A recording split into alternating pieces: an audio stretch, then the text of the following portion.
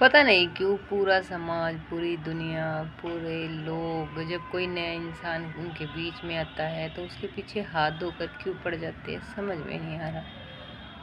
सोच रही हूँ कि अच्छा किया, अच्छा करते आ रहे थे, अपना घर संभालते, शादी करके आया था कोई इंसान और बहुत अच्छे से जैसे अपने घर में रहता था वैसे ही दूसरे के घर में रहने लग गया, अच्छे से करने लग गया, खाना पीना वही रूटीन, वही सब कुछ। सिर्फ जिसके सर पे चुन्नी नहीं रहती थी, बस सर पे चुन्नी, फेस पे पल्ला आ गया था, उसके बाद भी उसने अपनी मर्यादा में रह के बहुत कुछ किया करने की कोशिश, पर समाज, दुनिया, ताने पता नहीं कैसे कैसे मारे गए।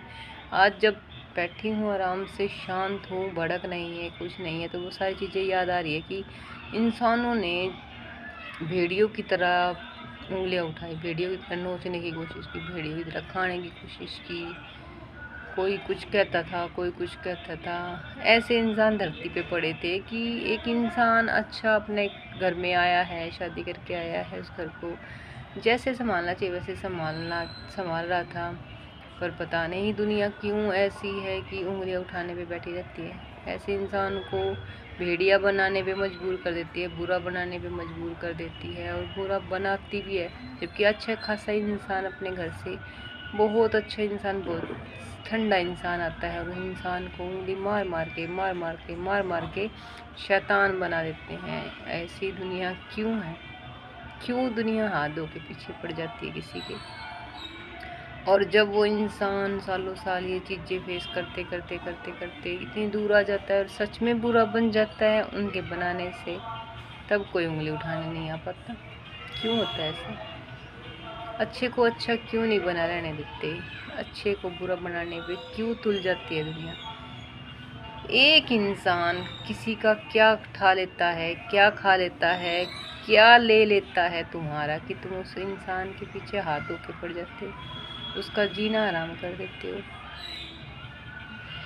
पता नहीं कैसी दुनिया थी। अब समझ में आ रही कि इतने गिरे हुए इंसानों के बीच में आए थे, इतने घटिया इंसानों के बीच में आए थे, ऐसे दोगले इंसानों के बीच में आए थे कि खुद को इंसान समझते और सामने वाले को कुछ भी नहीं। उनकी अब कह दूँ तो आग लग जाएगी सबको।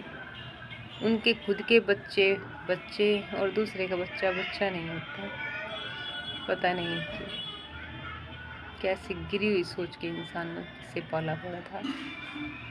बैठे हैं, शांत हैं, दिमाग में बातें आती हैं तो सोचते कि इतने गिरे हुए घटिया इंसानों के बीच में आए थे, क्या क्या फेस किया है, क्या क्या सहा और कैसे सहा।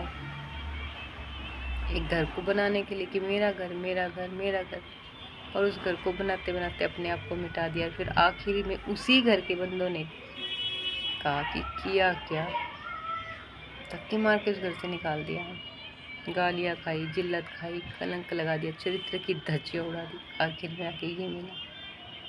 सोचते सोचते इंसान सच्चाई और अच्छाई दोनों पहचानने लग जाता है। अकेले रहता है ना जब इंसान, सब कुछ समझ में आ जाता है, सब कुछ के बिना बात के इंसानों के पीछे भाग रहे थे, बिना बात की झेल रहे थे, बिना बात की कर रहे थे, उसी टाइम पे पूरे बन जाते तो शायद कोई इतना करना पड़ता। तो ठीक है जी, हर हर महादेव।